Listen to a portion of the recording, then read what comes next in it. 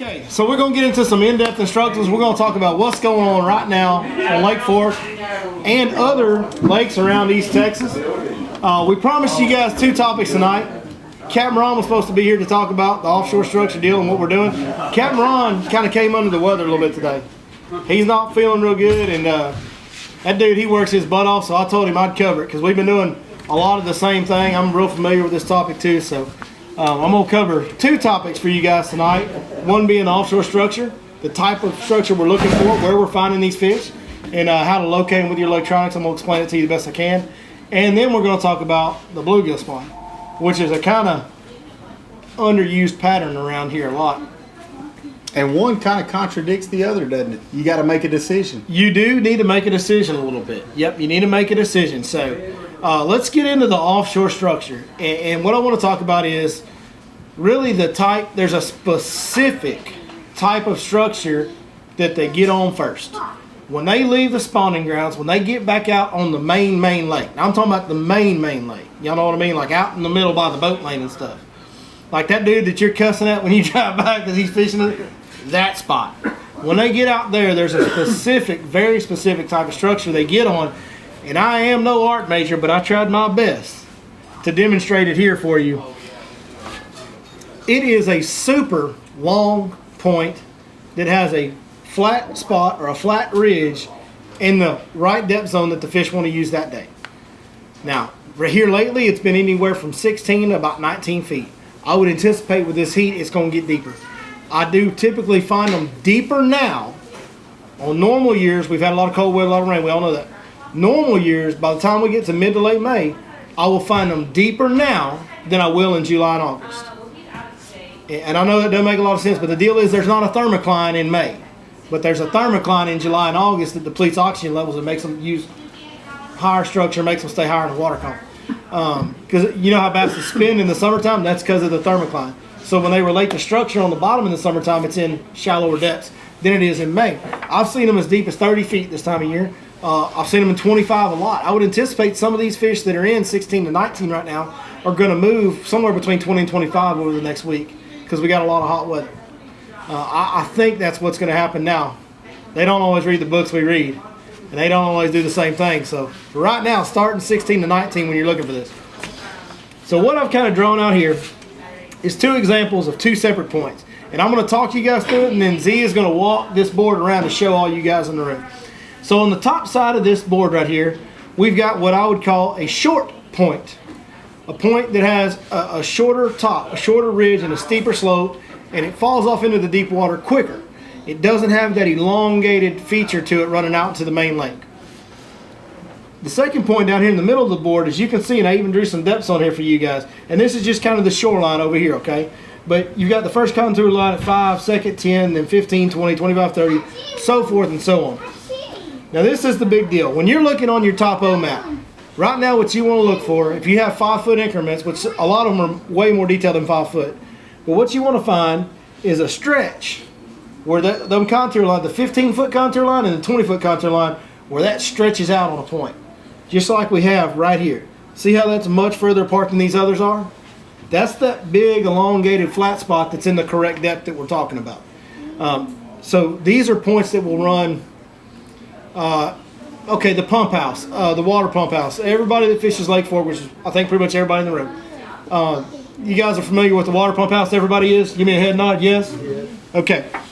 If you look on there, this is a real good example because there's 3 points on that thing, right? And one of them sticks out way further than the other 2. Have y'all seen that on your contour map? This is what we're talking about. That goes way out there. Now, how many boats gonna be on that pump house tomorrow? not any more than we're on there today. I can promise you that, because it can't hold no more than was on there today. The other key feature that I think is kind of like makes some of these spots next level and holds those schools of those really big fish. Over here, this is what I tried to draw. I apologize for the poor drawing. What I tried to draw is a creek channel swinging in by the end of this point, which creates a fall off into deeper water. 40 plus is what I wrote right here. That seems to be a key number. These points that run way out and have the flat spot in the right depth zone, those are your check marks, right?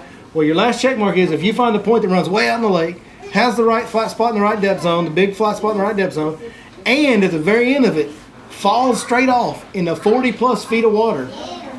That's the ones that are different than the rest of them. Like there's several long points that'll have that right flat spot. There's not a lot of them that'll fall off into 40 plus feet of water. I mean, there's several, but there's not near as many. Okay, and if you can find one that a main creek channel, a main river channel, or just down by the dam, some of the little canyon points that have a real deep 50 foot of water right next to the end of the point, that seems to be a real big key deal in this early post-spawn, early summer deal to hold the schools of the big bass. Is everybody following what we're saying? So this is the type of structure. This is a different type of structure. It's very unique. It's not like you just go run around, I'm going to fish every hot spot in 17 foot of water today. It's not that precise. It's not humps. It's not pond dams. Can you go catch some fish on a pond dam or a hump? Yeah. Oh, yeah. Can you go catch some on the 515 robot? Yeah. But if you want to catch those schools of the biggest fish in the lake, this is what they tend to group up on this time of year. Everybody remembers 2014 and Keith Combs at the TTBC, the Toyota Texas Bass Classic. And he broke all the tournament records. And, you know, if we wouldn't have had crazy rain, what should have happened out here a few weeks ago? But he did it then. He just had a 3-day tournament instead of a 4-day tournament. This is exactly what he was fishing, guys. This is exactly what he was fishing. The long points that fell off into the main channel. It's the way to catch the biggest fish in the pond when they get out deep early in the summer. So, try to take that to note best you can. Z, go ahead and show everybody. Well, before we do that, can you give me like, 3 or 4 examples of these long points that fall off into the main creek channel? Yeah, I can. No, I will. No, I'm just kidding. No, I'll give you several. I'll give you several examples. And it'll actually be about a handful of examples of these if you download the Fish Life app and subscribe to the Lake Fork package. There you go. They on there? They on there, baby. Yeah, we updated them the other night. Oh yeah, they on there. They on there. All right, so that's what you're looking for, guys. Man, I wish I had. Ronnie was going to print out some shots from his electronics, and I really wanted to have that to show you guys tonight, kind of to show you what we're looking for as far as how, when the fish are set up correctly. And if I dig in this phone real quick, I can find some good shots, some older shots and stuff. This is, and you'll notice the contour doesn't slope much because I'm on one of those long flat spots. Now, right off the side of it, it falls off the end of the earth. But right here where my graph shot is, it's not a big slope. And what I'm going to show you is a picture from last year of a school of fish via sonar on a spot. And then I've got a second picture I'm going to show you that is a school of fish from the year before that on the same exact spot at the same exact time.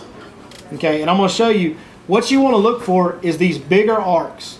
And the bigger arcs, by bigger, they don't necessarily need to be bigger this way, but they need to be bigger this way. You know, depending on how fast you cross the fish and how fast the fish crosses you, the width of that arc can vary. A small fish can look real long, and a big fish can look real narrow. Is there a certain speed that you recommend for when you're graphing a long point? As slow as you can go. Just idle speed. You'll miss stuff, especially until you get really good at it, until you're really comfortable and until you feel like you can teach an electronics class. You need to go full idle, as slow as you can go, or you'll miss things. You'll miss important things. But what you want to find is you want to find these bigger arcs together on or near the crest. It doesn't necessarily have to be right here, but it better be here and not here. Does that make sense? If you got the crest of your structure and you're going across it and you see them here on the corner, I can work with that, especially if they're grouped up. But if they're kind of out here off the side or down here on the side of the slope, man, I don't really like that. If it's a good enough school, I may try to fire them up and draw them to the top, but I'm not real excited. When I see them anywhere across from this corner to this corner across the top, anywhere in there grouped up, now I'm getting excited. So there's the first shot on that spot, and that's just a group of really good thick arcs grouped up together. And then there is the exact same spot the year before with a really good group of thick arcs grouped right together. So they're right near the top of the structure. Will you go around and show us your pictures? They're right near the top of the structure and they're grouped real tight. So that's this year. This is what I call the attack position. When you've got a herd of bigger bass and they got those good thick arcs on, and they're all together near the crest or on the crest of the structure, they're in what I call attack position. They are there to eat everything that comes across that point. Everything that comes across that point. When you see them like that, you don't need a crankbait. I mean, you can throw a crankbait. That's probably the best way to catch them real fast if you can handle that big, deep diving son of a gun. Like Ronnie, that sucker, he's addicted to them dang crankbaits. He'd be chastising me for saying anything else if he was here. But you can throw a Carolina rig in there and catch the biggest fish in the school. You can throw a big jig, hybrid jig, football jig. Great tool. You can throw the biffle bug on the swing head. You can throw a shaky head worm. But when they're grouped up like we're showing you here, literally any bait can catch the big fish in there. And a lot of times, if you pay attention to your graph, what you'll see, when you see that group of good fish on top of that structure, you'll see some smaller fish, maybe some barfish or some sand bass or some shad, and they'll be off the side of the structure. Well, those bass are just sitting there waiting for them to go this way. Because as soon as they do, it's boom, boom, boom, boom, boom. So when they're sitting there and you bring your bait through there, when you see that, it should happen fast. Like, it should happen right now. If it doesn't, something happened and them fish broke up. Something has changed down there, and you need to get back on your motor and idle around and refine that school. Either you're not hitting the school or they broke up. Because when they're like this, they're going to bite quick. So, now, there are times that we'll stop and fish this type of structure when we don't see that. When you see a lot of good thick arcs, okay, and I'll show you guys some down imaging of some, everybody know on down imaging the fish just look like, it looks like somebody took a Sharpie and went on your graph, right? That's what a fish looks like, and the bigger and brighter the dot, the bigger the fish. You can kind of tell by how close together they are and how they position what species it is. And when they get a little more spread out, they usually tend to be bass, okay? Those barfish and yellow bass, or barfish are yellow bass, you barfish, the white bass, the crappie, they all tend to cluster together real tight. So when you see them spread out, like I'm going to show you here in a minute, to me, that's when that crankbait becomes such a big deal. Because that crankbait gets down there and gets to banging and making noise and gets so much vibration and kicking up dirt. And by the way, if you're throwing a crankbait and it's not hitting bottom, you're wasting your time. That crankbait needs to be banging something. It needs to be hitting something and deflecting and causing a ruckus. But when those fish are spread out, that crankbait has an ability to take that fish that's kind of spread out and inactive and draw them together. And once if you've ever seen some underwater footage of one fish gets behind the bait and he's following it, and then two fish get behind, then three, and then four, and by the time there's a group of them, all of a sudden they start lashing out at it, and then when they get a whole bunch of them, one of them just eats it. They're so dang competitive. They are a trained, vicious, cold-blooded killing machine. And it's their job to eat the food before their competitors eat it. And they're very competitive. So once you get them to suck in together, they will start eating. So that's why crankbait is such a big deal. And that's why you see so many tour guys go to that deep diving crankbait over everything else when they're on offshore structure. Because it has an ability to take fish. You know, they may throw in there and catch a couple on a Carolina rig, right? And then that school breaks up. Have y'all ever seen that happen? You're on a school of fish, and sometimes you'll pull them to the boat. You know, you'll catch that fish, and you'll see them on your graph, or you'll actually see them come up to the boat. Well, when you pull that school, it takes a while. They'll kind of go like this and dissipate. You go to throwing that crankbait in there, it can draw them back together. And that's why you'll see a KVD or a Keith Combs sit out there on the spot and just make cast after cast after cast and just keep cranking. Because they know if they can crank enough times and they can draw that school in there and get enough fish around each other, they're going to get competitive. And then once they start biting, it's just a race to see how fast you can make the next cast, and you'll catch another one. Okay, here's a really good shot of some spread out bass. I gotta walk around again. Yeah. Here's a really good shot of some bass really spread out on some structure from this week. So you can kind of see the crest of the point. You can see a real bright hard bottom on that point. And you can see sharp, looks like somebody took a Sharpie and dotted my graph. And it's a bunch of them. I don't know how many there. I ain't counted, probably 20 plus. But they're really spread out. Now this was when we got there first thing in the morning. We started on this spot at 6:15.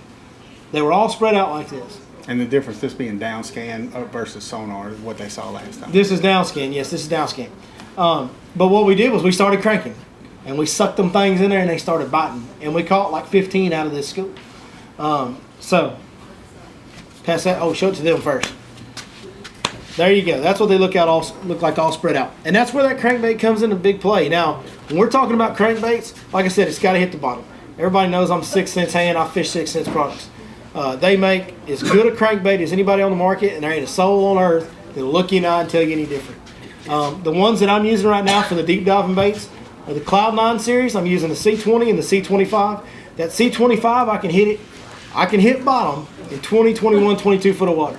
I'm using that a lot because it's the biggest profile bait. It's the loudest. It causes the most ruckus. Even though I'm fishing it sometimes in 17, 18 foot of water, it'll really dig and cause a lot of commotion. But then there's times when, that doesn't get the job done, and I'll go to the C20 because the C20 will kind of hit right there in 17, 18 foot of water. It's a little smaller profile, and it'll just barely hit the bottom in 17, 18, 19 foot of water, and it kind of just ticks along the bottom and glides. Throw it on 15? Believe it or not, I throw it on 20 and hit those depths. Really? Yes, sir. I throw it on 20. I throw it on an 8 foot rod so I can make a super long cast. I think, not to contradict all the experts over the years, because I know this is the standard, but I think the line diameter isn't near as big a deal as the amount of line you get out there.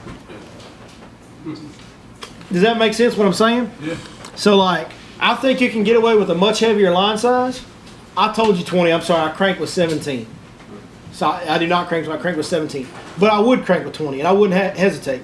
Because I think if you position your boat and throw that thing downwind, and you make a long enough cast, you'll hit that depth. That's the big deal. I had a customer yesterday. We were actually went by a road bed. Anytime you go by some obvious structure, you need to look at it. So we looked at it. And there was a few fish hanging out on the corner of an old bridge on a road bed. I said, well, let's throw this crankbait down there and see if we can bang that crankbait off that guardrail in that corner, get one to trigger, and see if we can't get one back. Well, I made 4 or 5 casts in there, kept hitting that corner, boom, hit it. About the 4th or 5th time I hit it, 7-pounder loaded up on it. I catch a 7-pounder. Well, I then hand the crankbait rod to my customer. The one I just caught this fish on, and I have hit the corner of this bridge on every cast. He's not casting it as far as I am, and he's like, I don't feel the bridge. It's the same setup, the same bait, the same everything. He just ain't casting it as far. And so the bait's not getting down there. So I think you can get away with bigger line. And out here I like to, right? I like to have that big line. Like when that crankbait fish gets up to the boat and he turns around and goes down the other way, man, I don't want 15 or 12 pound line on there.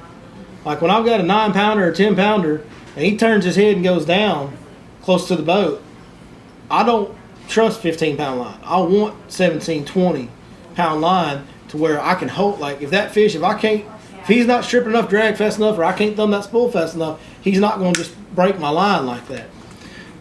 So that's why I like to do that. But the next thing, and this is probably most important, you led me right into it, so thank you very much for that. Boat positioning, there's not a technique that's more important with boat positioning than deep cranking. I feel like you got to throw downwind.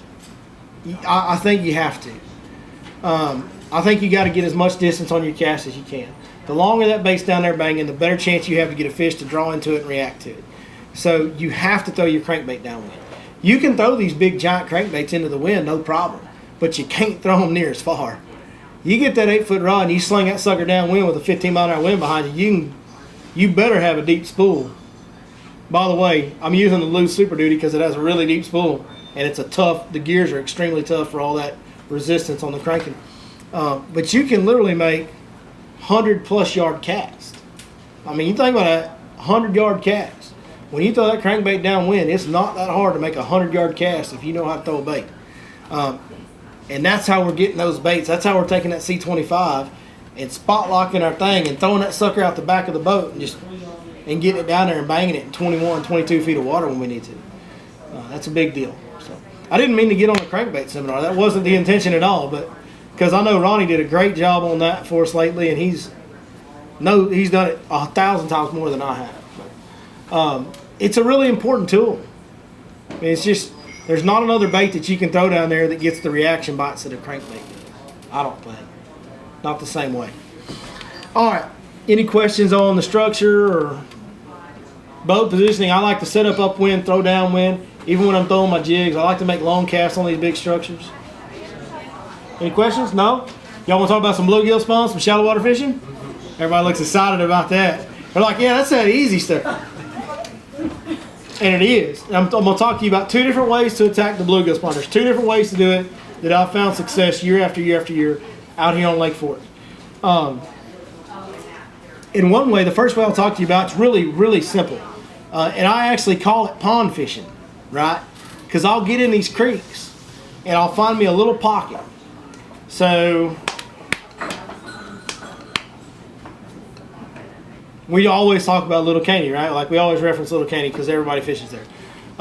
So in the mouth of Little Caney, you have little pockets. Okay, well if you were to draw an imaginary dam at the mouth of that pocket,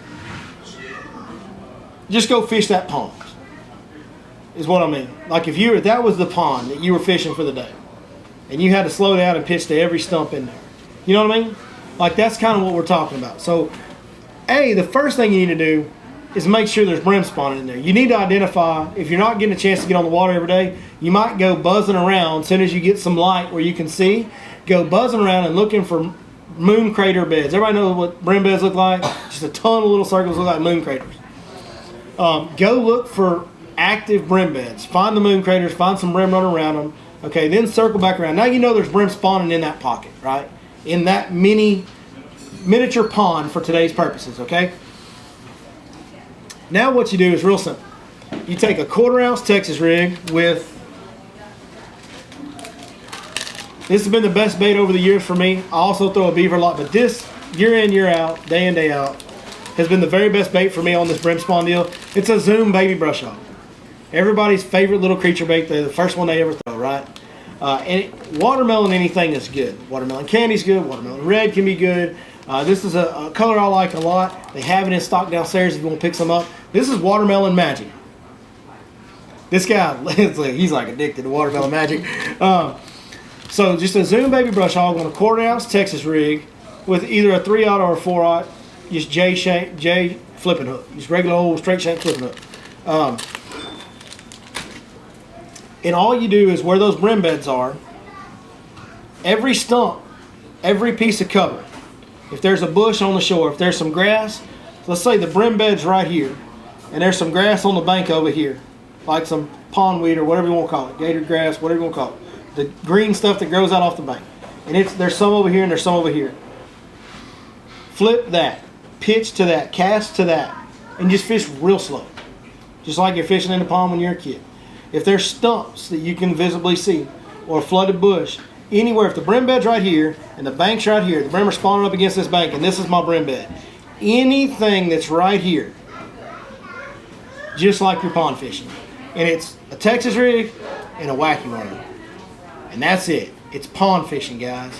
I make fun of it every year. I say it's the simplest thing in the world. I love it, because it's great for customers. You take your, who goes on a guide trip that hadn't fished a Texas rig and a wacky worm? Everybody's fished a Texas rig and a wacky worm in a pond. And I just tell them, okay guys, we got some brim beds in here. This is our pond. We're going to fish all these stumps in here like it's a pond. It's real simple. And man, we catch so many big fish doing that. Now, one other bait, if you're just a big fish hunter, right? Because you'll catch some of them brim are like this. And you'll catch some 2-pounders and small fish throwing that brush hog around. And if you want to go try to catch the bigger post-spawn females that are picking on them brim, then the way to do it is to get you a small compact jig. A 3/8 ounce, 6 cents Divine Hybrid jig. To me, this is the best brim color I've ever found. This is Grass Mutant. It's green and brown. Got just a hint of a blue sheen on it. I'll pass around and let you guys see it. But I throw just a smash tech, smash crawl, green pumpkin trailer on the Grass Mutant 3/8 ounce jig. And I do the exact same thing. I go pond fishing and I'll throw it up to the edge of the grass, or I'll throw it up to a stump and just pitch it, fish it slow, hop it around that cover a little bit, reel it in, flip it to the next piece of cover. If y'all can just pass that around and send it back up when you're done. I know everybody's gonna pretend like you're sticking in their pocket. I get it. Tell you what, well, you can't have nothing nice around here, can you? You can. You better crowd in here. You can have it, just not for very long. Okay, so that's the pond fishing way of exposing the brim beds. Locate the brim beds and then just slow down and fish that area as if it were a small pond. And you can do that all across this lake right now. It's better to do it in the areas where you can visibly see and the water's cleaned up, where you can identify the brim beds. And if you're fishing like Saturday, Sunday, Monday over this holiday weekend right now, Well, you can go out and find you a bunch of brim beds tomorrow, and then Sunday and Monday, you don't got to locate them. You just go pond fishing in your pockets, and you go to work. Because that's what I get to do because I'm out here every day, right? So I know there's brim beds in this pocket, this pocket, and this pocket. So I don't got to go look for them. I just go fish all the stumps out in front of them. You know, makes it easy. But you can do it, you know, in a Rogers Creek or Taylor Branch or Searcy or, you know, all these creeks. That's on the east side. You can do it over here in Little Mustang, and you can do it in Williams, and you can do it in Birch if you can find clean enough water up there. Board Tree, all these creeks will have brim spawning right now. The brim spawn is on out here, like it's happening big time. Now, a different way to do it, and a way to catch. For me, the pond fishing deal, have I caught some really big fish doing it? Absolutely. The first 10-pounder I ever caught was caught kind of doing this. I was a little bit variance. I was punching grass that was next to brim beds, but it was a very similar deal. You can catch some really big fish doing the pond fishing technique, but you catch a lot of the 3 to 6 pound fish, which is great. I mean, everybody loves to catch 3 to 6 pound fish. That's great. But if you really want to try and catch a big old sack of fish, capitalizing on a brim spot, what you need is wind. You need wind.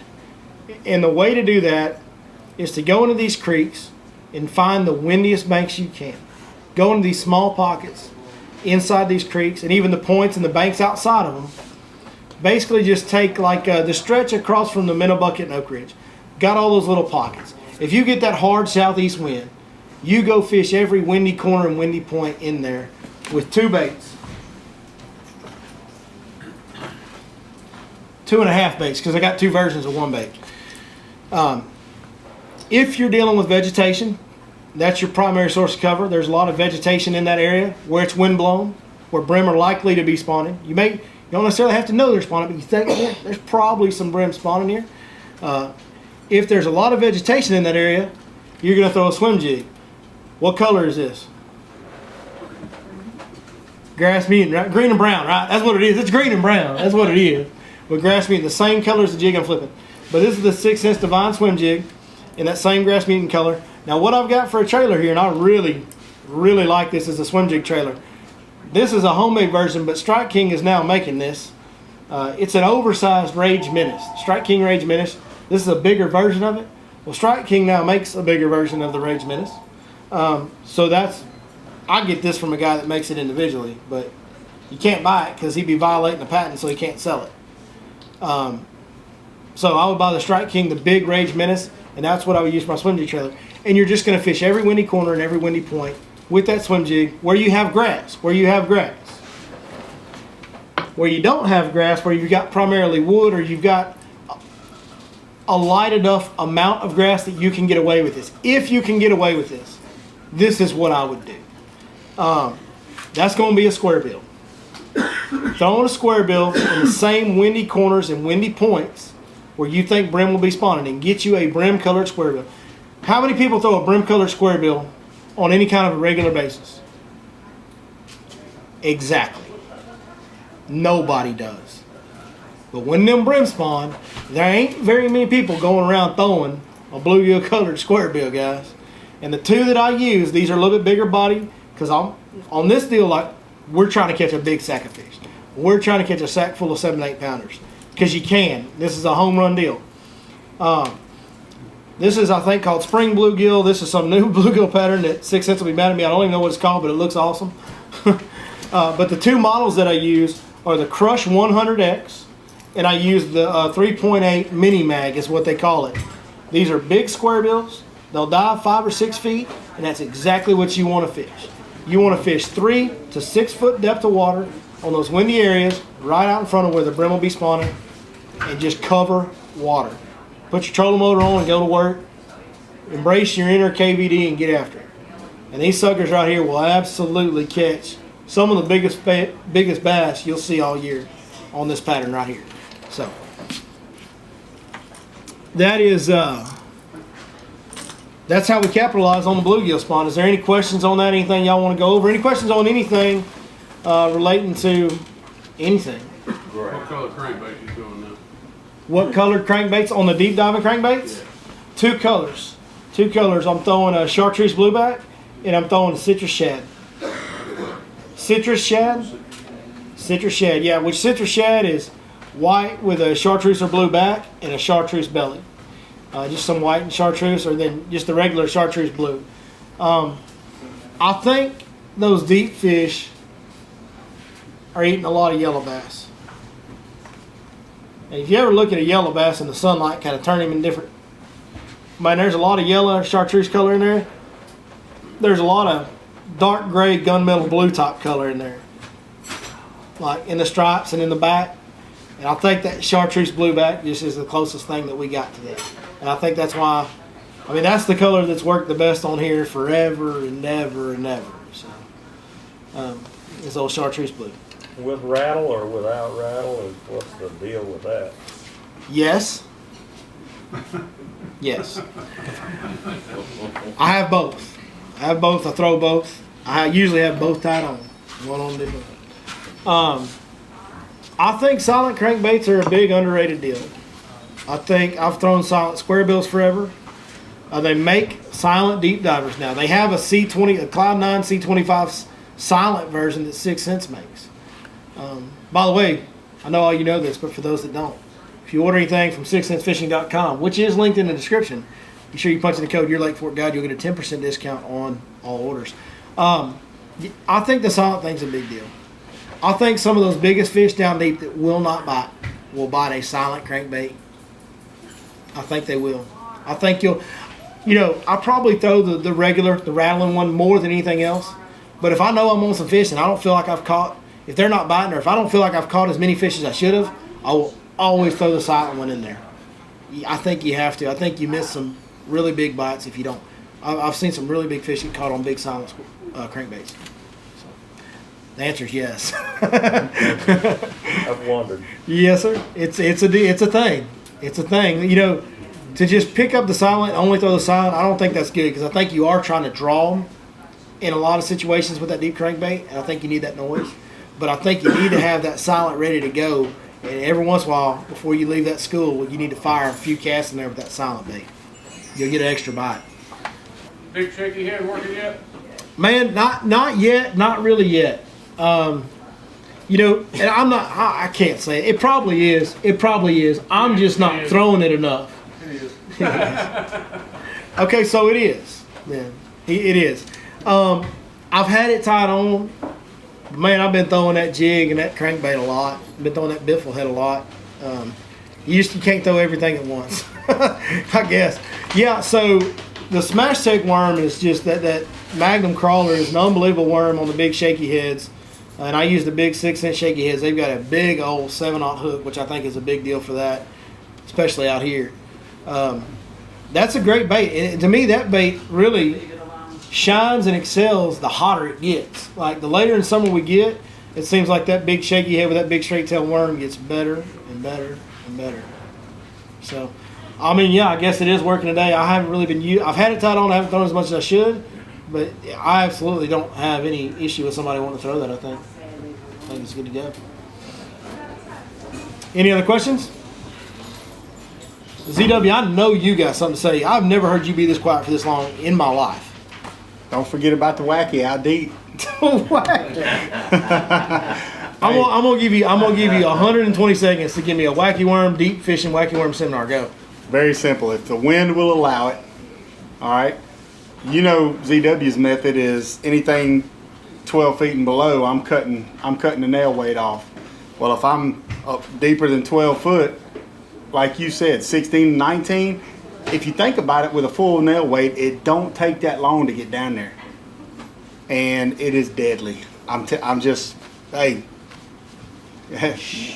do what you want. I'm telling you, it'll be there. Yeah, I know. I have literally seen this guy throw a wacky worm in 20 foot of water. And the watermelon magic, as you so pointed out earlier, is that's the one that's doing it right now. There you go. All right, go throw your wacky worms in 16 to 19 foot of water tomorrow, boys. I think the wind might be blowing a little bit too hard tomorrow for that. I don't know. You got the extra nails? You got the extra nails. You're going to need 2 or 3. Can you jam 3 nail weights in one hand? I don't Liberty know. City makes 2 different sizes. They make the little bitty skinny ones that I use, and then they make one just a little bit bigger than that. Yeah. The fatter ones are more for the. I mean, you can get Cinco down there pretty good. Here's the shame of it. Like, we all laugh at what he's saying, but this cat catches a crankbait. Like, he catches fish. You know, you was talking about how you take pride in your customers catching the bigger fish in your boat. Which customers caught the most big fish with you of any of them?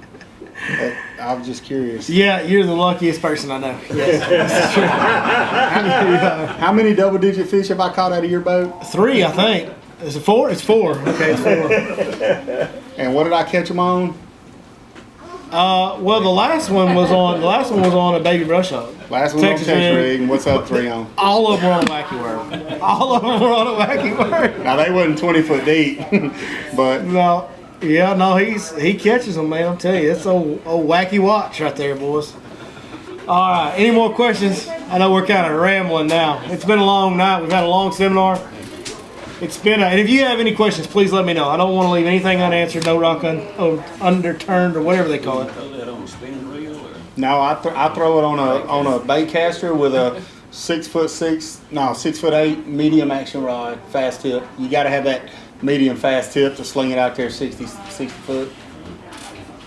Yep, and that's important if you're going to fish a wacky worm in 20 foot of water. You got to throw it out there. 15-pound fluorocarbon. Steve, Help it get down there a lot better. That fluorocarbon. if you guys watch the videos pretty regularly, you've heard this before, but I'm telling, and now you've seen the evidence. Like, I have to work on my list of friends.